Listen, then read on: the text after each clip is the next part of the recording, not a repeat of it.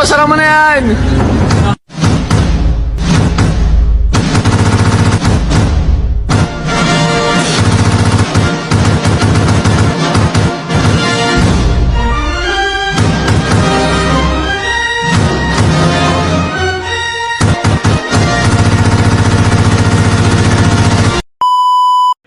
Assalamualaikum warahmatullahi wabarakatuh.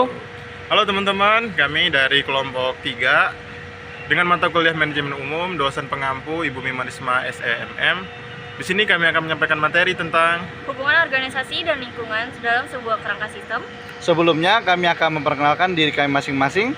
Nama saya Dani Ahmad dengan NPM 2023 14500 883. Dengan saya Ayu Permata Lestari dengan NPM 2023 14500 863. Dengan saya Charles Immanuel dengan NPM 2023 14500 744. Selamat menyaksikan.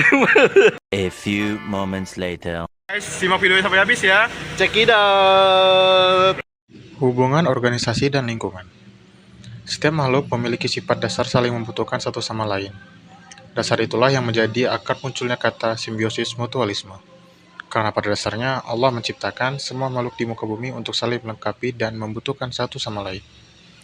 Oleh karena itulah dibutuhkan interaksi yang baik supaya terjaga eksistensi dan tercipta korelasi yang baik pula. Konsep kehidupan tersebut juga mengalami organisasi dalam hubungan dengan lingkungan. Karena pada dasarnya setiap organisasi, baik yang berskala besar, menengah, hingga terkecil, semua akan berinteraksi dengan lingkungan di mana organisasi tersebut berada.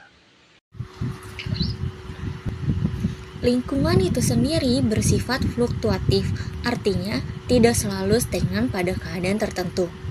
Lingkungan selalu mengalami perubahan dengan seiring berputarnya roda waktu. Sehingga organisasi yang bisa bertahan hidup adalah organisasi yang bisa menyesuaikan diri dengan perubahan lingkungan. Sebaliknya, organisasi akan mati atau hancur apabila tidak peka menyikapi perubahan dan perkembangan yang terjadi dalam lingkungan. Karena lingkungan sangat berperan penting sebagai kekuatan-kekuatan yang mempengaruhi organisasi, baik langsung maupun tidak langsung. Menurut Robbins dan Coulter, bahwa lingkungan merujuk pada lembaga-lembaga atau kekuatan-kekuatan yang berada di luar organisasi tersebut dan secara potensial mempengaruhi kinerja organisasi itu. Dari penjabaran tersebut, lingkungan organisasi dikelompokkan ke dalam 3 jenis, yaitu lingkungan internal organisasi, lingkungan eksternal langsung, dan eksternal tidak langsung. Lingkungan organisasi dapat dibedakan menjadi 3 macam, yaitu lingkungan internal, lingkungan eksternal, lingkungan internasional. Berikut penjelasannya. Macam lingkungan organisasi. Yang pertama, lingkungan eksternal. Istilah lingkungan eksternal merujuk pada faktor-faktor dan kekuatan yang berada di luar organisasi namun memengaruhi kinerja organisasi. Proses pengelolaan organisasi sebaiknya menelaah dulu isu-isu yang akan dan sedang terjadi. Misalnya, krisis ekonomi yang sedang terjadi di beberapa negara maju di dunia maka akan berpengaruh terhadap permintaan barang dan jasa. Contoh tersebut memerlukan tindakan manajer dan menentukan kebijakannya. Lingkungan eksternal memiliki 2 komponen, yaitu lingkungan spesifik atau khusus dan lingkungan generik atau umum. Lingkungan khusus mencakup kekuatan-kekuatan luar yang mempunyai dampak langsung dan segera pada keputusan serta tindakan manajer, yang secara langsung terhadap pencapaian sasaran organisasi. Yang mempengaruhi aktivitas organisasi dari luar ialah konsumen, pemasok, pesaing, dan kelompok penekan. Lingkungan umum disebut juga lingkungan yang tidak berpengaruh langsung kepada organisasi, yaitu serangkaian dimensi dan kekuatan yang luas yang berada di sekitar organisasi yang menciptakan keseluruhan konteks organisasi. Meskipun lingkungan umum tidak mempengaruhi organisasi secara langsung, namun harus tetap diperhitungkan dalam pengambilan keputusan organisasi. Mencakup kondisi ekonomi, sosial budaya, politik dan hukum, teknologi, demografi, dan kondisi umum yang mungkin mempengaruhi organisasi. Yang kedua ada lingkungan internal.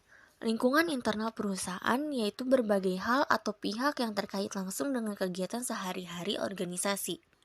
dan memengaruhi langsung terhadap kinerja, program, kebijakan, hingga denyut nadinya perusahaan atau organisasi. Hasil dari analisis lingkungan internal akan menghasilkan kekuatan dan kelemahan perusahaan.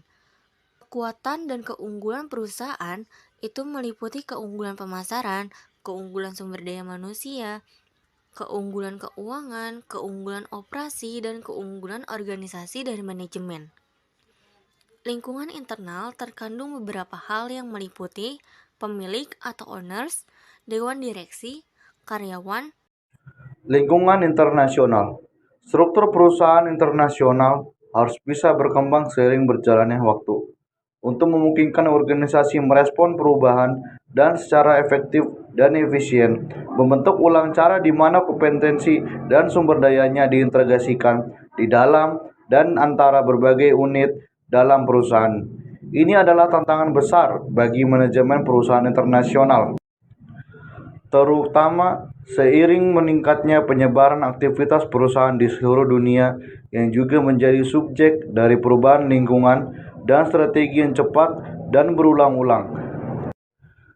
Kegagalan untuk menghadapi secara sukses tantangan ini mengancam kinerja perusahaan dan tentunya kelangsungan hidupnya dalam jangka panjang.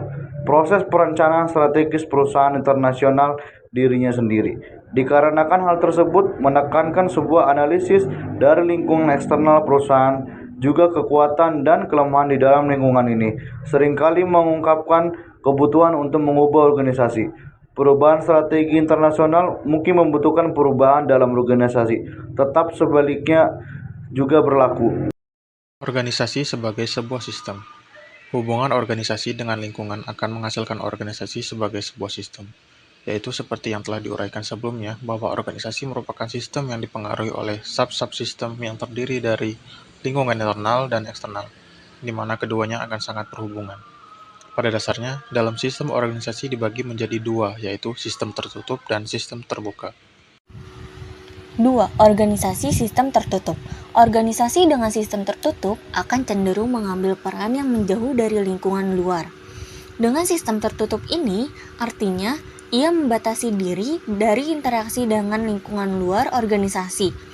Sistem ini sangat tidak sehat jika masih diterapkan dalam konteks kekinian, karena keputusan yang dihasilkan dari atasan atau yang disebut pemimpin yang biasanya kaku dan cenderung merugikan bagi bawahannya, atau yang biasa disebut organisasi sistem terbuka. Kebalikan dari organisasi tertutup, organisasi sistem terbuka adalah organisasi yang memiliki tingkat interaksi yang tinggi terhadap dunia atau lingkungan di luar organisasi.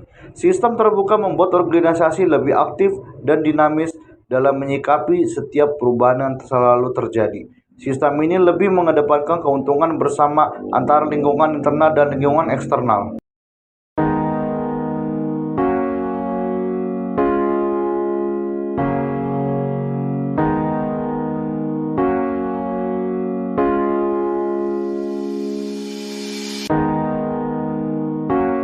Organisasi yang tidak mampu mengerti lingkungan di mana dia berada akan senantiasa mengalami ketertinggalan dan hanya akan menjadi pengikut, sehingga tidak akan pernah menjadi yang terbaik. Upayakan agar tidak menunggu orang lain untuk melaksanakan lebih dulu. Pernyataan tersebut dilontarkan oleh Felix Jensen tahun 2000, di mana ia mengungkapkan organisasi yang tidak mampu mengerti lingkungan senantiasa akan mengalami ketertinggalan. Organisasi yang tidak mampu melakukan inovasi yang berkelanjutan akan terlindas oleh pesaing yang tidak mengenal belas kasihan. Pengembangan organisasi adalah strategi intervensi yang memanfaatkan proses kelompok untuk berfokus pada budaya suatu organisasi secara menyeluruh dalam rangka melaksanakan perubahan yang diinginkan. Strategi ini berusaha mengubah keyakinan sikap, nilai, struktur, dan praktek, sehingga organisasi dapat menyesuaikan diri dengan teknologi dan mampu bertahan hidup dalam laju perubahan yang berlangsung cepat. Setiap organisasi berada pada keadaan fisik tertentu, teknologi, kebudayaan, dan lingkungan sosial, terhadap mana organisasi tersebut harus menyesuaikan diri. Tidak ada organisasi yang sanggup mencukupi kepentingan dirinya sendiri, semuanya tergantung kepada lingkungan sistem yang lebih besar untuk terus dapat hidup. Pada mulanya, ahli analisis organisasi, cenderung tidak melihat atau mengira kurang penting hubungan lingkungan organisasi. Tetapi pekerjaan sekarang menitik beratkan kepada hubungan lingkungan ini. Sebelum melanjutkan untuk menyimak video dari Income, kontribusi Anda dibutuhkan agar Income Channel dapat berkembang. Hanya dengan like, komen, share, dan subscribe. Jangan lupa pula klik loncengnya agar dapat mengikuti video terbaru dari Income Channel. Istilah lingkungan merupakan terjemahan dari environment yang secara sosiologis dapat memiliki arti segala sesuatu yang mendorong dan mempengaruhi tingkah laku individu atau kelompok.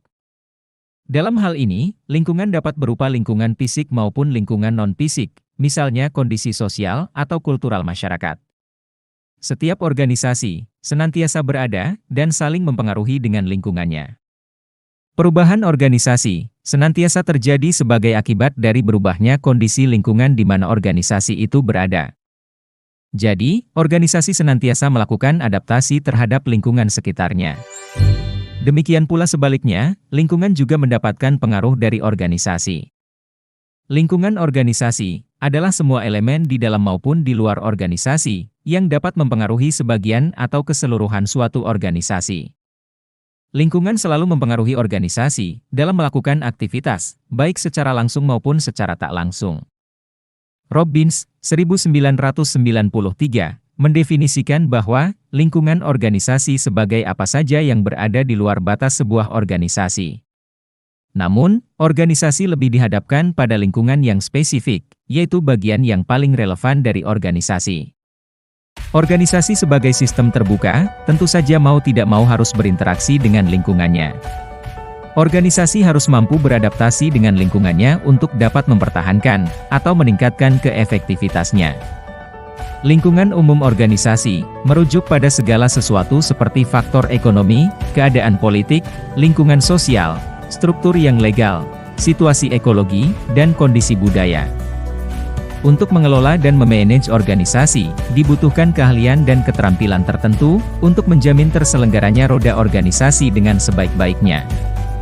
Untuk itu, sebelum memulai tahapan pengelolaan sebuah organisasi, harus dipahami benar kultur dan karakteristik yang sudah terbangun di organisasi tersebut. Tujuan dari proses pemahaman ini adalah untuk menghindari terjadinya konflik-konflik yang tidak perlu terjadi, yang akan banyak menguras banyak pikiran dan perhatian. Pola-pola seperti inilah yang harus dipahami benar oleh seorang pemimpin atau manajer yang baru akan memasuki lingkungan sebuah organisasi, sehingga dia akan mendapatkan dukungan penuh yang diperlukannya untuk membangun organisasi tersebut. Bagaimana halnya dengan mengelola sebuah organisasi baru? Mengelola yang baru, sama sekali dan belum memiliki budaya-budaya organisasi tertentu akan jauh lebih mudah, walaupun unsur kesulitannya juga tidak sedikit. Yang dilakukan oleh seorang pemimpin atau manajer dalam mengelola organisasi seperti ini adalah membangun budaya dan kultur organisasi yang baik, serta membangun keterikatan moral yang kuat di kalangan pengurus organisasi. Untuk meredam dan memperkecil terjadinya perbedaan. Banyak para ahli terdahulu yang mencoba untuk memformulasikan bagaimana prinsip-prinsip dasar yang harus dilakukan agar suatu organisasi dapat berjalan sesuai dengan keinginan. Kesimpulan, berbagai macam organisasi menghadapi berbagai tingkat ketidakpastian lingkungan, dan bahwa desain struktural merupakan alat penting yang dapat digunakan para manajer untuk menghilangkan atau meminimalkan dampak ketidakpastian lingkungan. Lingkungan didefinisikan sebagai apa saja yang berada di luar batas organisasi. Namun, dalam pembahasan makalah ini, lingkungan yang lebih spesifikasi adalah yang paling relevan bagi organisasi. Pihak manajemen berkehendak mengurangi ketidakpastian yang diciptakan dari lingkungan spesifikasi tersebut. Hubungan lingkungan dengan struktur begitu rumit, namun dapat ditarik kesimpulan bahwa 1. Dampak lingkungan terhadap organisasi adalah fungsi dari ketergantungan. 2. Lingkungan yang dinamis mempunyai pengaruh yang lebih besar dibandingkan yang statis. 3. Kompleksitas dan ketidakpastian lingkungan mempunyai kaitan langsung. 4. Formalisasi dan ketidakpastian lingkungan mempunyai kaitan yang terbalik. 5. Makin kompleks lingkungan, makin besar desentralisasi. 6. Perumusan ekstern dan lingkungan akan mengakibatkan terjadinya sentralisasi sementara. Sekian dari materi yang telah kami sampaikan. Semoga teman-teman bisa mendapatkan ilmu yang bermanfaat. Biru laut seperti kolam. Cakep. Ikan paus pandai menyelam. Hari Cakep. lubuk hati yang paling dalam. Kami tutup presentasi dengan salam. Wassalamualaikum warahmatullahi wabarakatuh. Dadah. Benar